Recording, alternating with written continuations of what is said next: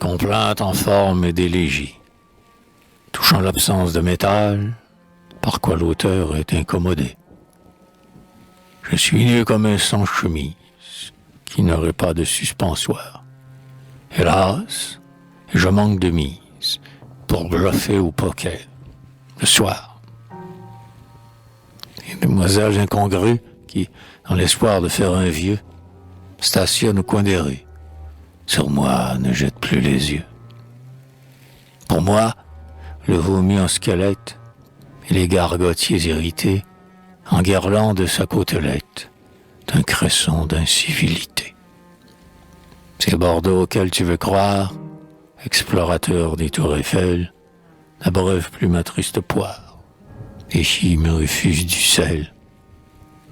Vous qui jamais ne vous privâtes des luxes les plus onéreux, qui buvez des copaïvates pour vos accidents amoureux, ô Philistins de toute robe, économistes et cornards, dites quel océan dérobe le clair lingot parmi les nards, où se cachent les effigies qui, sur des écus variés, constatent les pathologies des potentats avariés, où les républiques augustes, mais à poil, inscrivant des lois sur l'or des louis d'or, très juste, quand arrivent les fins de mois. Dis, le sais-tu, Clément Ciseur, dont les fleurs auraient-tu le don de réjouir Ictiosaure, d'estomaquer Iguanodo? Et toi, Circé, Bédène vaste, recteur de tous les Odéons, Circé, ton Apollo des vastes, l'âme des vieux accordéons. Mais le saviez-vous, honnête, le maître, toi, Jean Rameau, qui fait des vers, pentamètre, dont chaque maître, comme toi, marche de travers? J'irai, fils en Patagonie, chercher ce ringol. Oui, j'irai, sur la grande mer infinie, car mon crédit est délabré. Et je préfère vos aguets, entrepôfages batailleurs, aux réclamations peu gaies, des mastoccas et des tailleurs.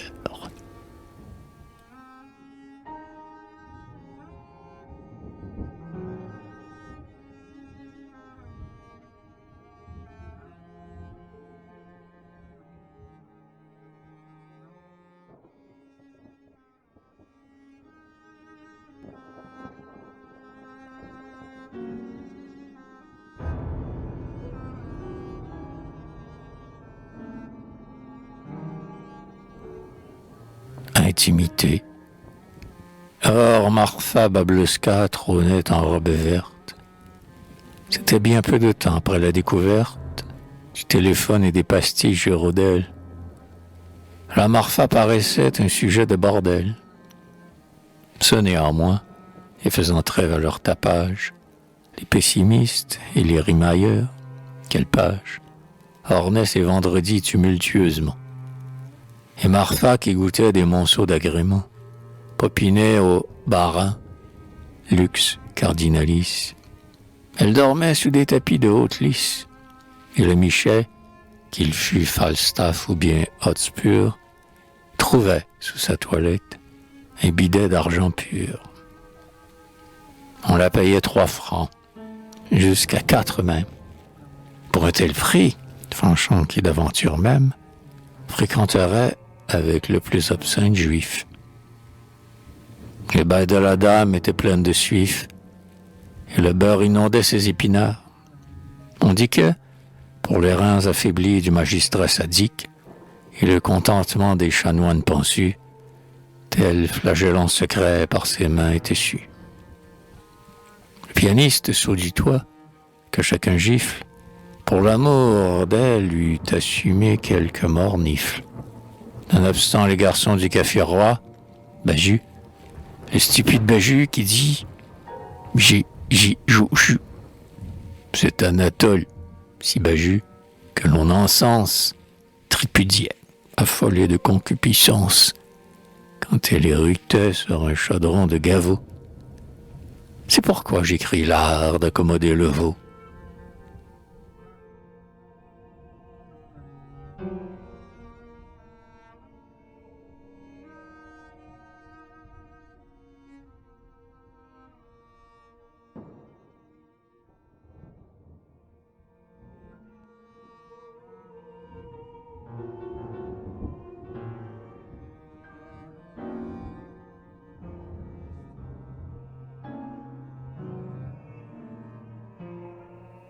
stance pour le nouvel an.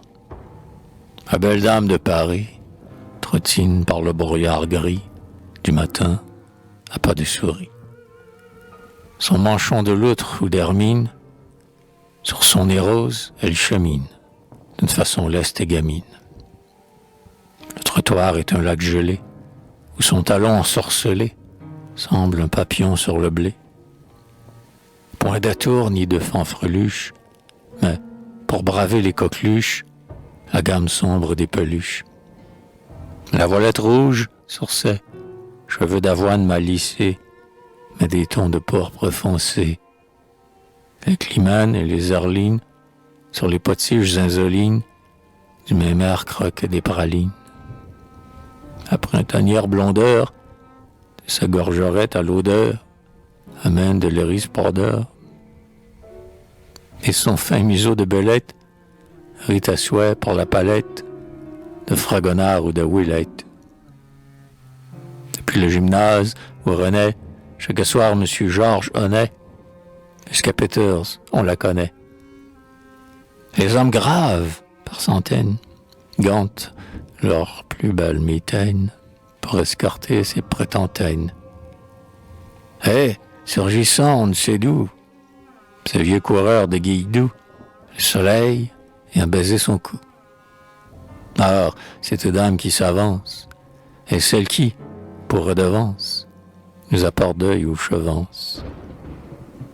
Au guilan neuf, le haut en fleurs, de Christmas à la chandeleur, s'épanouit, en sorceleur.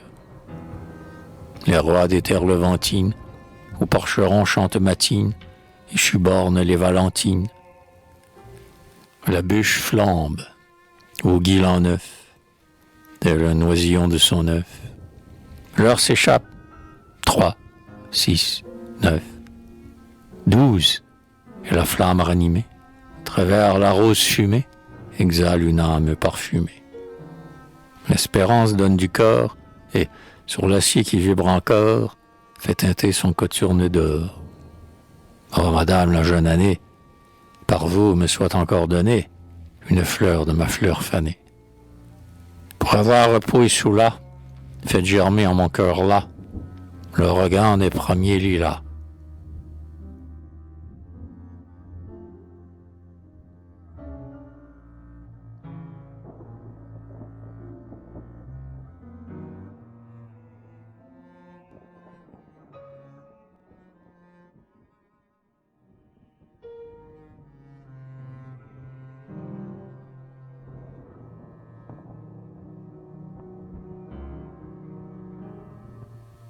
Le limaçon. L'insénescence de l'humide argent aquile, la glauque vision des possibilités, où s'insurgent, par telles phrases abritées, les désirs verts de la benoîte renoncule. Morsure extasiant l'injurieux calcul, voici l'or impollu des corolles athées, choir sans trêve, néant des sphinges galatées, et vers les nirvanas, au lyre, ton recul. La mort est un vainqueur loyal et redoutable. Au vénéneux festin où Claudius à table, un bolet nage en la saumure des bassins. Mais, tandis que l'abject amphictyon expire, éclos, voit l'orgueil de votre pourpre, au sein, le lieu ophélial orchestré pour Shakespeare.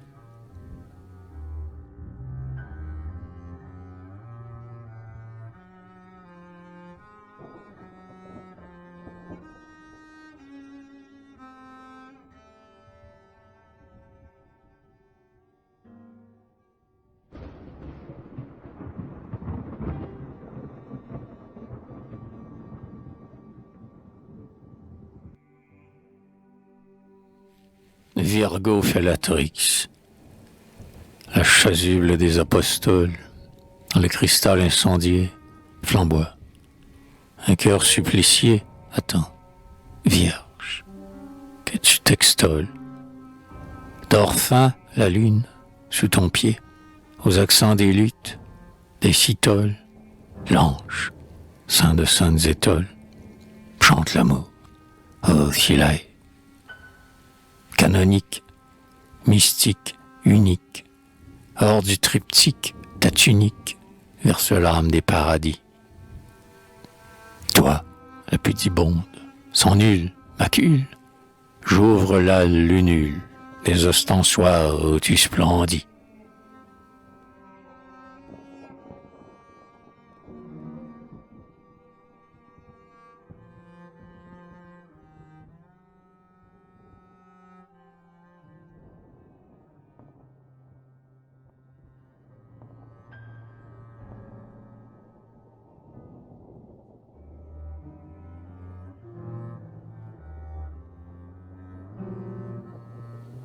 Distique, mou, la chauve-souris à l'aile brune danse grotesquement sur la lune.